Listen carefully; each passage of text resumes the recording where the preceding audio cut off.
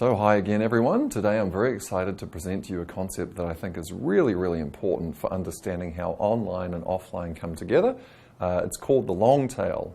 The idea was developed by a fellow called Chris Anderson, who actually wrote a book elaborating on the entire concept. I'm going to give you the key ideas from Chris's book, but this is something that you really want to keep in mind as you think about how the internet is changing our behavior with respect to both selling and also shopping and buying. So just to get us going, I'll first of all show you how we're going to proceed. We're going to start out with a little bit of background on what things used to be like before the internet came along. Then I'm going to present the long tail concept and a little bit of economics on it. Then I'm going to introduce a research study by some colleagues at MIT where they looked at omni-channel and how the long tail played out there. And then finally a piece of my own research on something I'm calling the spatial long tail. It'll become clear what that is as we go through our session. So let's start at the start by looking at a picture of the so-called long tail. It'll be coming up a lot, so if you don't get the full thing right now, that's fine. I just want to give a brief overview. So the long tail has two axes, a y-axis and an x-axis. The y-axis is a measure of popularity, which in many cases is going to be the sales of the product. Could also be the number of downloads, the number of people who follow somebody on Twitter, for example, just some measure of popularity. On the x-axis, all the products are lined up from the most popular product all the way down to the least popular product. So let's take a common example that I think we could all relate to. Let's think about all the books that are available for sale on Amazon.com. And let's imagine there are perhaps 5 million books for sale. I'm not sure what the number is, but I know it's a huge number and certainly way more than the number of books that could ever be sold in a physical retailer. And let's imagine that the top-selling book is Harry Potter and the Sorcerer's Stone. People seem to like Harry Potter, so let's imagine that's the top book. And way down on the tail, at rank 3,900,000, there could be some other book that's a much more obscure book about, gardening in Philadelphia or something of that sort. So the idea of the long tail is that the products that are way out in the orange area to the right are so unpopular or so niche and so slow to turn over that it just wouldn't make sense for you and I if we had a physical bookstore to sell them. That's the idea. The products in the head, on the other hand, those are the ones that we would want to stock if we had a physical store, because those are the ones that are going to sell the most. That's the distinction between the head and the tail. And the key idea of the long tail is that the internet makes it possible for us to have access to all of those products in the tail. And in fact, depending on what kind of seller you are, the total sales and profits coming from all those products in the tail can really add up to be quite a lot. Okay, so that's a basic description. Let's continue on with a little bit of background, a little bit of history. So historically, pre-internet at least, we all lived in a world of so-called hits, blockbusters, blockbuster movies, blockbuster music albums, and so on.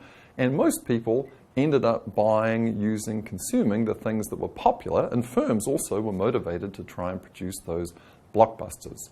However, because of the internet, the economics of distribution have really been changed a lot. Now it's possible to offer much more variety than ever before. So now I want to address the long tail from two different perspectives, both the supply side and the demand side. Both of these perspectives are important when we think about markets. So on the supply side, because of the internet, it's now possible for sellers to just offer a lot more variety, whether it's variety of beer, diapers, flowers, movies, songs, you name it, it's possible to offer a lot more variety because the economics of distributing those products has changed dramatically. Secondly, there's also a demand side explanation for the long tail, or a demand side story that goes along with it. So in the old days, how would I find out about sort of unusual products and services? Perhaps through friends and family or people that I meet, acquaintances, but essentially I may be locked out of understanding those products or coming across them because they wouldn't be carried by the retailers. Remember, the retailers or the stores would only really carry the products that were in the head. So to find products in the tail was very difficult. So one implication of this is our tastes now are becoming more varied because simply we have access to more demand, access to more variety of product than we ever had before. So now let me compare and contrast the economics of the long tail that we're going to look at in a second with the old economic ideas that are still pretty useful but have been around for a long point in time, a long period of time.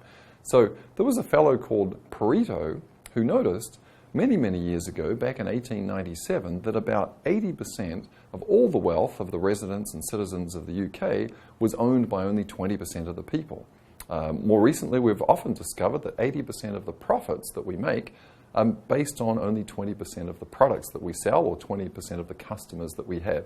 Hence the common 80-20 rule. Now the long tail kind of changes that rule a bit because it says it's not necessarily 80-20 anymore. We could have a huge tail of products, vast in number, that actually account for individually very, very little profit, but collectively account for a lot. So let's continue on and see how that works out. Another law that's kind of an interesting one is named after a fellow called George Ziff, Ziff's law. And what he found is if you take a manuscript or a book, the word that's the second most popular word in the book, or most used word, is about half as frequent as the most popular. And the third most commonly used word is about 1/3 of the occurrences as the most popular one. This law also applies to other things like the distribution of populations and so forth within a country. So here's two key principles on the slide that really underlie this idea of the long tail and also come up again when we talk about preference isolation. So let's start with the first one.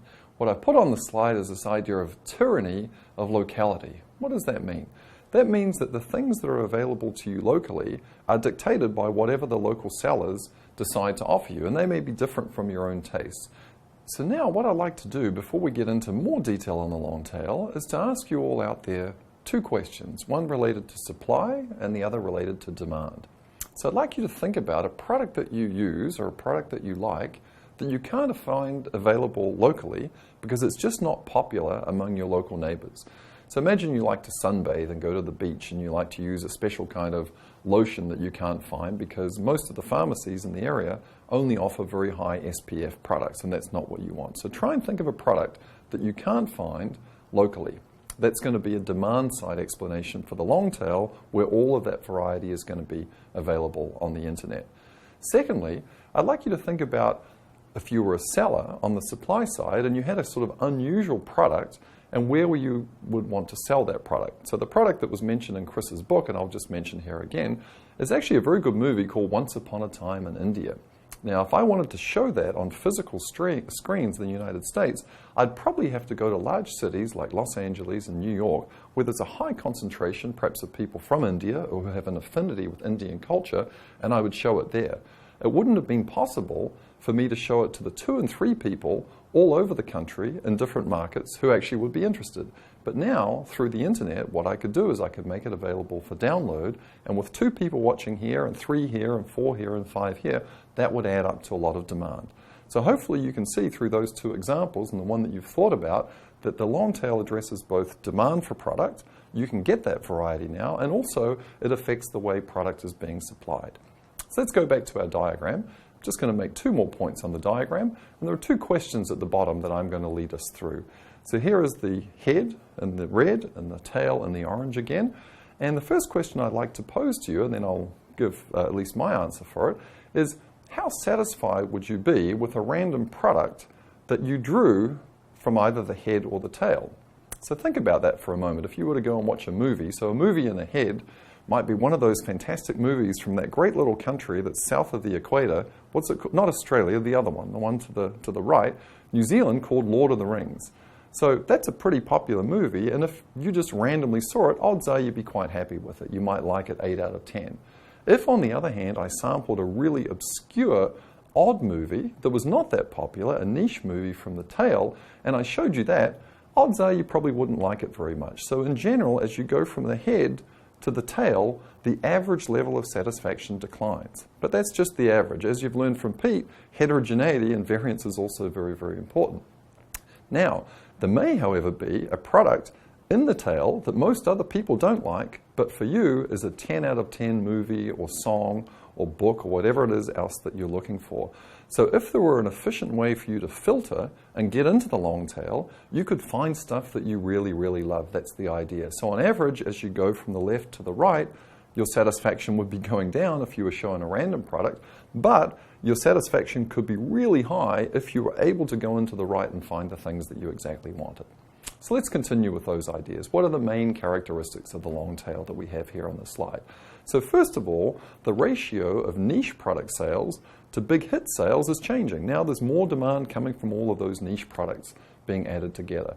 The distribution efficiency is also changing. You can now get access particularly to content type products on tablets and also mobile phones.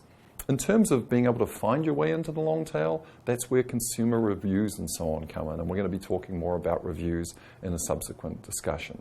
So the long tail, as I put here on the slide, is just culturally unfiltered by scarcity. So in the old days, the owner of the store, again, our friend Chris, who's doing the video here, the owner of the store, he would decide what was going to be offered in a local market. He would decide what movies he would show on the screen. He would decide what beer was going to be available in his liquor store. But now, through the long tail, all of those things can be made available through the internet.